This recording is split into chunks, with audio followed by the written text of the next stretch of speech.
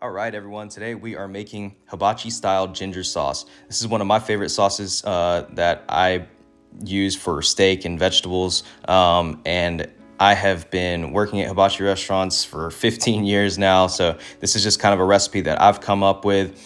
And it's very similar to the ones that we have in the restaurants. Obviously, we make them in larger scales. So I just kind of made a smaller version of it here.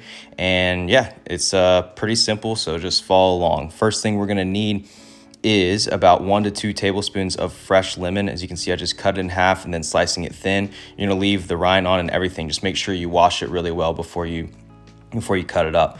We're just going to throw that into a little blender cup, and then we're going to need about 1 cup of yellow onion is what I'm using. You can use white onion if you want. And what we're going to do is just same thing, going to cut that in half, and then we're going to slice it up. Like I said, you want 1 cup of this.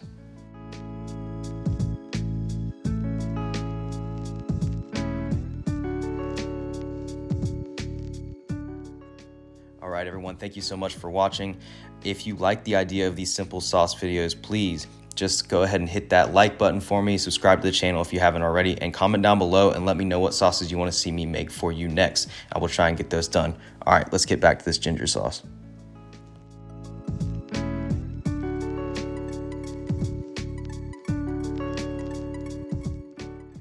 Next thing is the star of the show, the ginger. So we've got fresh ginger here. I'm just using a spoon to kind of get the skin or the peel off of it. And once you've got all of that removed, we're going to slice it up pretty thin. I'm going to show you something here. So when it comes to ginger, there are these long fibrous strands that run one way, which I'm going to show you. They run the long way usually. So you want to make sure that you cut against those. It's similar to cutting like steak.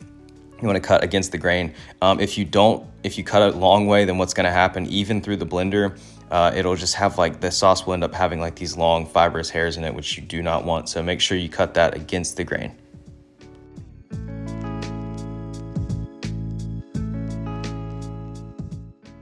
All right, so we've got 1 tablespoon of that fresh ginger thinly sliced. And then we're going to go in with 3 tablespoons of white sugar. And then the last ingredient, 1 cup of soy sauce. I'm using low sodium, and you can use regular if you want. Just most importantly, make sure that your soy sauce is brewed soy sauce. Make sure it's brewed soy sauce, because if not, it's not going to taste like the Japanese restaurants. Okay, I promise you that. And then we're going to just pop it on the blender. You're going to let it go until, I would say, 30 seconds to a minute at least, just to make sure that all of the bits and pieces get really well blended. And then as you can see, that color was a little strange, right? And that's just because of all the air that was introduced to it when blending. If you let it sit in the fridge for at least an hour, it'll come out just like that. And there you go, Japanese hibachi style ginger sauce.